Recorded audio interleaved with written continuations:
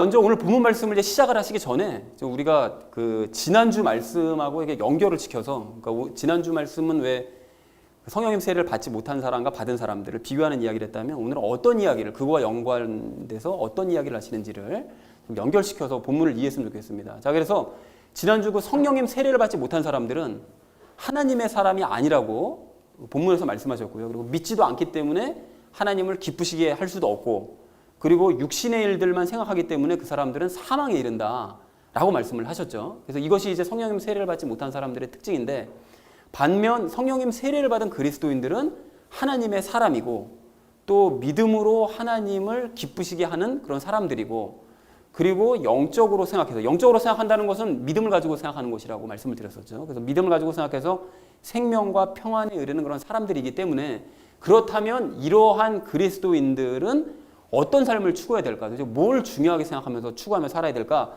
이것을 말씀하시는 것이 오늘 본문 말씀의 내용이다라는 것을 염두에 두시고 오늘 본문 말씀을 보시면 좀 더 이해가 쉬우실 것 같습니다. 자, 그래서 오늘은 그 각 절마다 그 어려운 용어는 별로 없어서요. 용어 분석은 하지 않고요. 그냥 말씀을 바로 보시면서 그 말씀에서 이제 중요하게 생각되는 부분들을 함께 나누도록 하겠습니다. 여러분, 여기서 말씀이 어려운 거 없는데, 이 중간에 있는 이 몸은 죄로 인해 죽었다는 이 말씀에 좀 주목할 필요가 있거든요. 몸은 죄로 인해 죽었다라는 뜻은 몸이 당연히 죄 때문에 죽었다는 의미가 되는 거죠. 죄로 인해 죽었다. 그러니까 죄 때문에 죽었다라는 의미가 되는데, 여기서 우리가 심각하게 질문해 봐야 될 것이 있습니다. 이게 좀 이상한 게 보이셔야 되는데요. 이게 왜 이상한 건가 하면, 그렇다면 우리 몸은 지금 멀쩡히 살아있잖아요. 그죠? 우리가 예수님을 믿고 영접하면 죽는 것은 영이 죽었다가 다시 살아나는 거고, 우리의 혼과 육은 살아있다라고 예전에도 몇 번을 말씀을 드렸는데, 여기 보면 몸이 죄로 인해 죽었다고 말씀하시거든요. 그럼 몸이 살아있는데 왜 몸이 죽었다고 말씀하시는 거냐?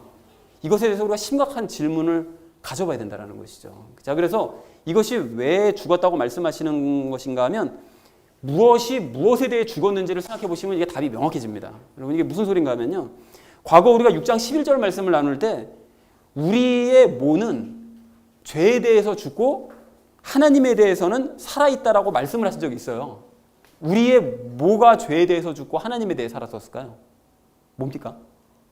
정답은 우리의 영은, 그렇죠. 우리의 영이 죄와 분리가 되면, 그죠? 죄와 분리가 되면 죄와는 상관이 없으니까 죄에 대해서는 죽은 거고, 그 영이 하나님과 연합되니까 하나님에 대해서는 살아있는 것이다 라고 말씀을 이제 드렸었죠. 그러니까 영이 죄에 대해 죽고 하나님에 대해서는 살았다라고 이제 말씀하시는 것처럼, 똑같이 이제 마찬가지로 위의 말씀의 의미는 몸이 죄로 인해 죽었다고 말씀하실 때, 저 죄로 인해 죽었다는 저 말씀은 죽기는 죽는데, 죄 때문에 죽는 건 맞는데 실제 몸 자체가 죽었다는 그런 의미가 아니라 몸이 누구에 대해서 죽었다라는 의미라는 것입니다. 누구에 대해서 죽었다고요, 그러면? 몸이 죄 때문에 죽었는데 누구에 대해서 죽습니까? 그렇습니다. 하나님에 대해서 죽는 거죠. 그러니까 이해가 되셨죠? 그러니까 몸이, 죄가 떨어져서 몸으로 들어오잖아요. 그러면 이제 몸이 죄와 하나 되니까, 그렇게 되면은 몸은 죄와는 상관이 있어지는 것이고, 반대로 하나님과는 이제 멀어지게 되는 것이니까요. 그래서 하나님에 대해서 죽게 된다라는 그런 의미가 된다는 거죠. 그래서 여기까지 좀 정리를 좀 해보시면 헷갈리실 수 있을 것 같아요. 정리해보시면 우리의 영은 죄에 대해서 죽는 거죠. 영이 죄와 분리가 되니까 죄와는 상관이 없어지니까 이제 죄에 대해서는 죽는 것이고, 그러니까 이걸 쉽게 얘기하면 우리의 영은 죄와 관계가 이제 없어졌고, 이것 때문에 가려지네요. 자, 우리의 영은, 그러니까 죄와는 이제 상관이 없어졌고, 그리고 우리의 몸은 하나님에 대해서는 죽는 거죠. 죄와 하나 되어버리니까 하나님에 대해서 이제 죽게 되는데, 이거를 좀 쉽게 설명하자면 우리의 몸은 하나님과 이제 관계가 없어지는, 그래서 하나님과 관계없이 몸이 자기 멋대로 죄에 따라서 그냥 자기가 하고 싶은 대로 하면서 살아가게 되잖아요. 그 의미라는 것입니다. 여러분, 이해들이 되셨나요? 네, 좋습니다. 자, 그러면 이 세 번째 줄에 있는 이 의에 대해서 생각해 볼 필요가 있는데, 의가 뭐라고 그랬었죠? 항상 말씀드리지만 의는 하나님께서 옳다 하시는 바가 의입니다. 그러면 궁극적으로 하나님께서 옳다 하시는 바는 뭐냐면, 어떤 것이 하나님께서 옳다 하시는 바입니까? 예수님과 연합하는 것이 의라고 말씀드렸었죠. 그런데 예수님과 연합하기 전에 전 단계, 우리가 가져야 되는 것이 있는데, 그것이 무엇이었다고 말씀을 드렸는가 하면, 그것이 바로 믿음이죠. 그 믿음으로 말미암아 예수님과 연합하게 되는 것이기 때문에 우리 하나님께서는 의를 옳다 하신, 이걸 옳다라고 말씀하시는 것은 믿음도 옳다고 말씀하시고, 믿음으로 말미암아 예수님과 최종적으로 연합하게 되는 것도 옳다라고 말씀하신다는 것입니다. 그래서 우리가 과거 5장 18절 말씀을 나눌 때 그 말씀을 나눴어요. 그래서 의는 한 가지, 그러니까 예수님과 연합만이라고 답할 수 없고, 믿음도 하나님께서 옳다 하시는 바다라고 이제 말씀을 드린 적이 있었습니다. 자, 그렇다면 이것을 아시는 상태로 이 성령은 의로 인해 생명이 되신다라는 이 전체 이 말씀을 우리가 이제 어떤 의미라고 생각을 해봐야 되냐면, 말 그대로 해석을 하면 성령님은 의 때문에, 즉 믿음 때문에 우리의 생명이 되신다라고 해석을 해볼 수가 있다는 것이죠. 그래서 이것을 좀 더 쉽게 설명하면, 풀어서 설명하면요, 성령님께서는 우리의 믿음 때문에 우리의 영과 연합이 되시고, 연합이 되시기 때문에, 우리 영과 연합이 되기 때문에 우리의 영은 하나님의 생명을 얻을 수 있게 된다, 갖게 된다라는 그런 의미가 된다는 것입니다. 자, 그래서 이것을 아시는 상태로 이제 전체 의미를, 10절 말씀의 전체 의미를 쭉 이제 의역을 좀 해보시자면 이렇습니다. 그리스도께서 너희 안에 계시면, 여러분 한번 생각해 보세요. 이게 2개 넘어갔네요. 그리스도께서 너희의 안에 계신다라는 것은, 이게 왜 자꾸 2개가 넘어가죠? 너희 안에 계시면 하나님께서, 그러니까 예수님께서 우리 안으로 들어오시게 되면 영이 죄와 분리가 되죠. 그리고 그 죄는 육신으로 떨어지잖아요. 그리고 영은 성령님과 하나가 되죠. 이 과정을 우리가 알고 있습니다. 그러니까 이것을 아시는 상태로 이걸 보시면 간단한데요. 우리 안에 이제 계시게 되면, 그리스도께서 우리 안으로 이제 들어오시게 되면 너희의 몸은 죄 때문에 하나님에 대해 죽는다는 거예요. 그러니까 아까 전에 죄가 몸으로 떨어져서 몸과 하나 되니까, 그러면 당연히 몸은 하나님에 대해서는 죽게 되는 거죠. 하나님과 멀어지게 되는 거고, 영은 어떻게 된다고 그랬죠? 성령님과 연합하게 되니까, 그러니까 하나님에 대해서는 살게 돼서 하나님의 생명을 얻게 되는 그 얘기가 되는 거죠. 그래서 이 아래쪽에 성령님은 믿음 때문에, 우리의 믿음 때문에 우리의 영과 연합하셔서 우리의 영은 하나님의 생명을 갖게 된다, 이런 의미입니다. 그러니까 이게 말이 좀 어려워 보이지만 사실 우리가 이미 다 알고 있는 내용인 거예요. 그러니까 예수님께서 우리 안으로 들어오시게 되면 영이 죄와 분리가 돼서 몸은 죄와 하나 되고 영은 성령님과 하나 된다. 그래서 몸은 하나님에 대해 죽고 영은 하나님에 대해 살게 된다. 그 얘기가 이 말씀이라는 것입니다. 자, 그래서 이런 특징을 우리가 이제 갖게 된다라는 것이 10절 말씀이고요. 그 다음에 11절 말씀은 굉장히 긴데, 여러분 길어도 이게 말씀이 어렵지 않습니다. 여러분 잘 보시면 예수님을 죽은 자들로부터 일으키신 분 누굴까요?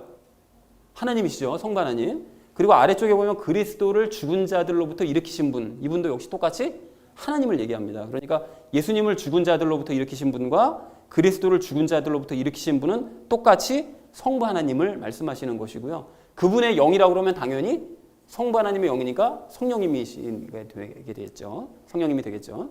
자, 그래서 이 말씀을 아시는, 요 몸도 살리시라는 요것도 좀 중요한데요. 요것도 여러분 이게 무슨 의미인가 하면, 몸을 살리신다라는 것은, 여기서 몸을 살리신다라는 것은 재림하실 때 우리의 몸을 살려주신다, 그 상황을 뜻하는 것이 아닙니다. 여러분 왜 그러냐면, 지금 우리가 그러니까 영이 죄와 분리되고 죄가 몸과 하나 되고 이런 과정을 설명하시면서 갑자기 뜬금없이 재림 때 우리 하나님께서는 우리의 육신을 살려주실 거예요, 이 말씀을 하실 리가 없잖아요. 그러니까 그 말씀을 하시는 것이 아니라 방금 그 전절에서 10절에서 말씀하셨던 것처럼 하나님에 대해서 죽은 몸, 그 몸도 우리 하나님께서는 살려내실 수 있다. 그러니까 하나님과 상관없어진 바로 우리의 몸, 죄만 따라가는 우리의 육신도 우리 하나님께서는 살리셔서 하나님을 따라서 행동하게 만드실 수 있다, 그런 의미라는 것이죠. 네.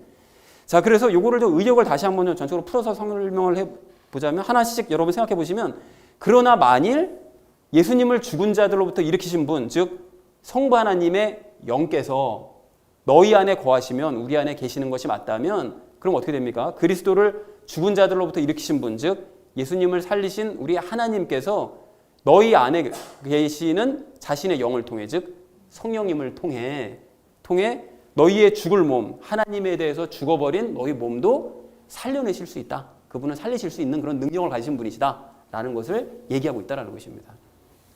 이해들이 되시는 거죠? 네. 자, 그리고 이것을 이해하셨다면 요 끝에 여기 제가 좀 부연 설명을 달았는데요. 그러니까 죄만 따라가는 육신조차 살려서 순종케 만드실 수 있다라고 아까 설명드린 것 같습니다.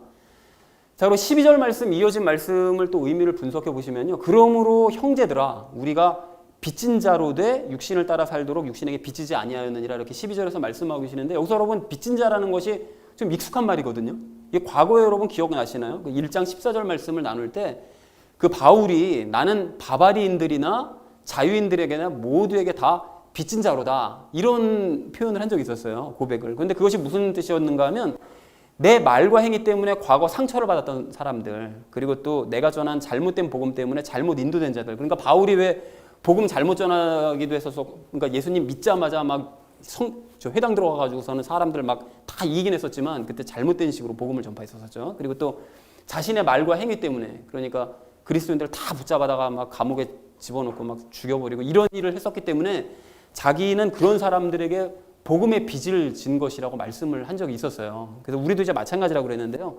그래서 그런 사람들에게 빚을 갚기 위해서는 바른 복음을 전함으로써 빚을 이제 갚아야 된다라는 얘기를 우리가 지난번에 나눴었다는 거죠. 자, 그런데 여기서 얘기하는 것이 사람들에게 빚진 것에 대해서 얘기하시느냐 그렇다기보다는 여러분 한 번만 약간 더 깊이 생각을 해보시면 우리가 빚진 것은 사람에게도 물론 빚을 졌겠지만 우리도 주변 사람들에게 뭐 상처 주기도 하고 잘못된 복음을 전하는 적이 있었겠지만 더 많은 빚을 진 분이 계신다는 거예요. 그분이 누굴까요? 그분이 바로 우리의 하나님이시라는 거죠. 그래서 왜 하나님께 빚을 졌는가 하면 하나님께서 우리의 영을 그냥 값없이 조건 없이 그냥 살려주시고 그리고 심지어는 지금 우리 안으로 들어오셔서 내 살아가는 게 그렇게 뭐 하나님 보시기에 이쁘게 살지만 않잖아요. 그러니까 힘드실 텐데도 우리 안에서 내 육신과 혼을 살려보려고 열심히 노력하고 계시는 그 하나님이시기 때문에 우리가 하나님께 빚을 졌다라고 볼 수 있다는 것입니다. 자, 그래서 이것을 아시는 상태로 밑에 얘기를 이제 보시면요. 육신을 따라라는 것은 여러분 해석이 되시죠? 이게 뭐를, 다른 말로 하면 뭐를 따르는 거죠? 육신을 따르는 것이? 곧? 죄를 따르는 거죠. 잘하십니다, 이제. 그리고 육신에게 빚지지 않아야 했다고 되어 있는데 이것도 약간 의역을 하자면 뭐에 빚졌다는 얘기가 되는 거죠? 육신 대신? 다른 말로 대치를 하자면 방금 여기서 육신을 따라가 죄를 따라니까 육신도 당연히 죄에게라고 이제 생각을 해볼 수가 있습니다. 그래서 이걸 전체를 의역을, 뒷부분을 의역을 해보자면 여러분 한번 잘 보십시오. 이렇게 의역을 할 수가 있는데요. 우리는 하나님께 빚을 진 것이지 죄에게 빚진 것이 아니기 때문에 죄를 따라 살 것이 아니라 하나님의 뜻을 따라 살아야 된다. 이거를 얘기하고 싶다는 거예요. 그러니까 물론 하나님을 따라서 하나님께 빚졌다 이런 표현은 여기 없지만 그것을 암시하고 있다는 것이죠. 그러니까 우리가 죄를 따라서 죄에게 빚진 것도 아닌데 죄가 하자는 대로 따라 살 것이 아니라 하나님께 빚을 졌다면 하나님을 따라서 우리가 살아야 된다라는 것을 바울이 얘기하고 있다는 것입니다. 그래서 이것을 다시 한번 정리를 좀 해보자면 그러므로 형제들아 우리는 빚진 자 맞다. 빚진 자 맞는데 우리는 하나님께 빚을 진 것이지 죄에게 빚을 진 것이 아니기 때문에 우리는 죄를 따라 살 것이 아니라 죄가 하자는 대로 따라갈 것이 아니라 하나님께서 행하자고 하시는 대로 우리가 살아야 된다라고 믿음을 따라 우리가 살아야 된다라고 이제 말씀한다라는 것을 이해할 수가 있겠습니다. 자, 그런가 하면 이제 마지막 13절 말씀을 보시면 이 말씀이 어렵진 않죠. 이제 우리가 13절 말씀 보시면 육신을 따라 살면이라는 것은 당연히 어떻게 다른 말로 해석하면 어떻게 될까요? 그렇습니다. 죄를 따라 살면 너희가 죽을 것이로되 죽는다는 것은 아까 전에 우리 함께 나눴던 것처럼 너희가 하나님에 대해서 죽을 것이로되 하나님과 상관이 없는 사람이 될 것이로되 이런 의미가 되겠죠. 그래서 성령님을 통해서는 좀 의역을 해보자면 우리가 성령님을 통한다는 것은 성령님을 따라 믿음을 통해 그러니까 성령님께서 주시는 그 믿음을 통해서 우리가 몸의 행실이라는 것은 잘 아시는 것처럼 우리가 항상 얘기 나눴던 것처럼 과거 옛습관들 그러니까 죄에 따라가려고 하는 과거 옛습관들, 그러니까 죄를 지려고 하는 그런 마음이나 내 노력으로 뭔가 해보려고 하는 그런 마음이나 하는 그러한 죄를 따라 생활하는 노력과 그런 열심들을 죽이면 너희가 죽여내면 그러면 살리라. 뭐에 대해서 사는 거죠? 하나님에 대해서 살 것이다. 그러니까 하나님과 관계가 더 깊어지게 될 것이다. 이런 의미가 되는 것이죠. 자, 그래서 이것을 전체적으로 한번 이제 다시 한번 해석을 해보시자면 너희가 육신을 따라, 즉 죄를 따라 살면 죽을 것이로되 뭐에 대해서 죽는다고요? 너희 몸은 하나님에 대해서 계속 죽어 있을 것인데 그냥 죽은 채로 그냥 그렇게 살아가게 될 것인데 너희가 그렇게 살지 않고 성령님께서 주시는 그 믿음을 가지고 믿음을 통해서 너희의 그 죄를 따르려고 하는 옛습관을 계속 죽여나가면서 살아간다면 그렇다면 너희는 하나님에 대해서 죽었던 그 몸도 살아나게 될 것이다. 그래서 하나님과 아무런 상관없이 자기 멋대로 행하고자 했던 그 몸이 이제는 하나님의 명령에 순종해서 하나님의 말씀에 따르는 그런 삶을 살아갈 수 있게 될 것이다 라는 것을 얘기한 것이 13절의 의미라는 것입니다. 여러분 이것이 지금은 이렇게 어려워 보이는데 해석을 하려고 그러면 차분히 해석하려고 그러면 해석이 되실 것도 같죠. 그죠?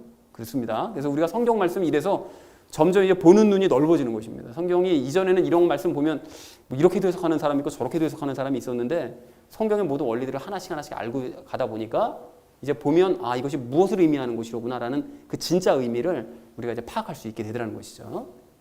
자, 그래서 이걸로 이제 마침은 좀 아쉬울 것 같아서 제가 10절서부터 13절 말씀을 좀 되게 쉽게 풀어쓴 말로 한번 쭉 정리를 해봤는데요. 여러분 한번 보십시오. 그리스도께서 너희 안에 계시면 10절 말씀이 이런 내용이라는 거죠. 그리스도께서 너희 안에 계시면 죄는 영과 분리된 후에 몸과 이제 연합하죠. 그리고 영은 성령님과 연합을 하게 되기 때문에 몸은 죄로 인해 하나님에 대해 죽지만 그렇지만 우리의 영은 믿음으로 말미암아 성령님과 연합을 해서 그래서 성령님께서 주시는 그런 생명을 연합하기 때문에 생명을 우리는 얻을 수 있게 된다라는 것이 10절 말씀의 내용이라는 것입니다. 우리는 그런 사람이 되었다. 자, 그렇다면 그 생명의 성령님께서 너희 안에 계시는 것이 이제 맞다면 그것이 맞다면 예수님을 살려내신 우리 하나님께서는 성령님을 통해서 하나님에 대해 죽은 우리의 몸조차도 능히 살려내실 수 있다. 그런 능력을 하나님께서 가지고 계신다. 그러니까 하나님은 아무런 문제가 없고 문제는 우리인데 그럼 우리가 어떻게 해야 되는 것이냐? 그러니까 너희는 분명히 기억해라. 뭘 기억해야 됩니까? 너희는 죄에게 빚을 진 것이 아니라 하나님께 빚을 진 것이니까 이제 죄가 하자는 대로 자꾸 따라서 살려고 그러지 말고 그 채권자도 아닌 그 죄에게 자꾸 따라 살려고 하지 말고 하나님께 빚을 졌다면 하나님께서 하라시는 대로 순종하며 살아야 된다. 하나님이 능력 갖고 계시는데 왜 너희가 자꾸 죄를 따라가서 살려고 하느냐? 하나님께서 행하시는 대로 해라. 그럼에도 불구하고 너희가 계속해서 죄를 따라 살려고 한다면 너희의 몸은 하나님에 대해서 계속 죽은 상태로 살아가겠지만 그렇지만 너희가 성령님께서 주시는 그 믿음을 통해서 죄를 따르려고 하는 그런 옛습관들을 자꾸 죽여나간다면 그렇게 살아간다면 그러면 하나님에 대해서 죽었던 너희 몸은 반드시 살아나게 될 것이다. 그러니까 너희 몸이 하나님의 그런 놀라운 그런 능력들을 입음으로 말미암아 명령에 순종하는 역사가 일어나게 될 것이다. 라고 얘기했다라는 것이 이제 오늘 본문 말씀의 내용이라는 것이죠. 그리고도 혹시 헷갈리실 분이 계실까 봐 제가 마지막으로 한 줄로 정리를 해봤는데요. 너희 몸은 죄 때문에 하나님에 대해 죽었다. 그죠? 10절에서 그 얘기했고요. 성령님께서 근데 너희 안에 거하신다면 하나님은 하나님에 대해 죽은 몸조차도 살려내실 수 있는 분이시다. 그것이 11절 내용이고요. 그러므로 죄를 따라 삶으로써 몸을 자꾸 죽게 하려고 하지 말고 너희가 믿음으로 옛습관을 자꾸 몸의 행실들을 자꾸 죽여나감으로 말미암아 하나님에 대해 죽은 몸조차 살려내보자. 이것이 오늘 전체 말씀을 정리한 내용이라는 것입니다. 여러분 이해들이 다 되셨죠?